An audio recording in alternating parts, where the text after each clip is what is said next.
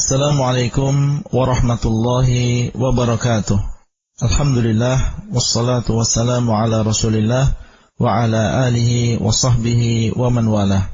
Halaqah yang ke-60 dari silsilah ilmiah penjelasan kitab Al-Usulul Thalathah wa Adillatuha yang dikarang oleh Syekh Muhammad bin Abdul Wahhab At-Tamimi rahimahullah. Ayat yang selanjutnya yaitu firman Allah, wa rabbaka fakabbir, dan Rabbmu maka hendaklah engkau agungkan dia. Takdirnya asal fakabbir rabbak, tapi didahulukan menunjukkan tentang ihtimam, penguatan. Sebagaimana ta'khiru ma haqqu taqdim yufidul ihtimam, mengakhirkan sesuatu yang haknya adalah ditakdimkan, atau sebaliknya mentakdimkan sesuatu yang haknya adalah ditakhirkan. Ini berarti ada perhatian yang besar, karena asalnya maf'ul bih di belakang. Kenapa di sini maf'ul bihnya didepankan? Menunjukkan tentang penguatan. Wa rabbaka fakabbir, hendaklah engkau mengagungkan Rabbmu. Apa makna wa rabbaka fakabbir? Kabbir artinya adalah azim, ai azimhu bitauhid, maksudnya adalah hendaklah engkau agungkan dia dengan tauhid. Pengagungan artinya adalah penghormatan, pemuliaan. Bagaimana cara kita mengagungkan Allah? Cara mengagungkan Allah adalah dengan mentauhidkan Allah di dalam ibadah. Mengisahkan Allah di dalam ibadah adalah bagian dari pengagung. Sebaliknya, orang yang menyekutukan Allah, dia adalah orang yang menghinakan Allah, merendahkan Allah dengan serendah-rendahnya. Orang yang mentauhidkan Allah, hakikatnya adalah orang yang mengagungkan Allah dengan sebenar-benarnya, dan sebaliknya orang yang menyekutukan Allah dengan yang lain, pada hakikatnya dia telah menghinakan Allah dan merendahkan Allah dengan serendah-rendahnya. Kenapa bisa demikian? Karena orang yang bertauhid, dia mengisahkan Allah di dalam ibadah. Sesuatu yang memang khusus bagi Allah, dia khususkan bagi Allah. Itu namanya penghormatan, itu namanya pengagungan.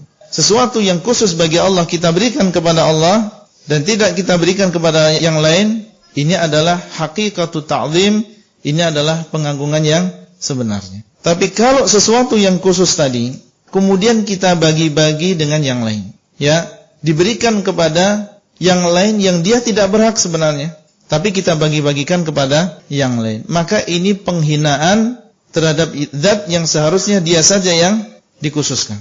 Ibadah ini adalah hak khusus bagi Allah Azza wa Jalla. Hanya Allah saja yang berhak, karena dialah yang mencipta, memberikan rezeki dan mengatur alam semesta dan seterusnya. Sehingga memang dia saja yang berhak. Tidak ada selain Allah yang boleh dan berhak untuk disembah dan diibadahi. Kalau ada makhluk dengan beraninya dia menyerahkan ibadah tadi kepada selain Allah, padahal Allah saja yang berhak, maka ini adalah penghinaan, perendahan kepada Allah Azza wa Jalla. Allah tidak ridha yang demikian. Tidak ridha ada orang yang menyerahkan kekhususan Allah tadi kepada selainnya, meskipun itu kepada manusia yang paling dekat dengan Allah, meskipun itu kepada malaikat yang paling dekat dengan Allah. Karena ini khusus bagi Allah. Diserahkan kepada yang lain, penghinaan bagi Allah. Allah mengatakan, wa ma qadarullaha haqqa qadrihi. Mereka tidak memuliakan Allah dengan sebenar-benar. Berarti wa rabbaka fakabbir, dan Rabbmu hendaklah engkau agungkan. Agungkan dengan apa? Dengan tauhid. Makanya Syekh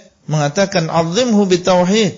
Kita mentauhidkan Allah itu adalah pengagungan kepada Allah. Sebaliknya orang yang menyekutukan Allah, berarti di dalam hatinya ada ta'zimnya kepada Allah ini sangat kurang, bahkan bisa ma'dum, sama sekali tidak ada pengagungan terhadap Allah, sehingga dengan mudah dia berdoa kepada selain Allah, dengan mudah dia istighatsah kepada selain Allah. Azimhu bitauhid. Oleh karena itu di dalam kalimat azan, di dalam takbir, Allahu Akbar, Allahu Akbar, di antara ma'ani takbir, makna takbir adalah dakwah untuk bertauhid. Karena tauhid ini adalah perkara yang paling besar yang dengannya Allah diagungkan. Sehingga seharusnya orang yang memahami makna dan mengulang-ulang kalimat Allahu Akbar, al-muadzinin, dan setiap orang yang banyak membaca Allahu Akbar, Allahu Akbar, kalau dia memahami maknanya, harusnya dia adalah orang yang muwahhid, orang yang mengisahkan Allah di dalam ibadah, dan ini adalah bentuk takbir dia, pengagungan dia terhadap Allah.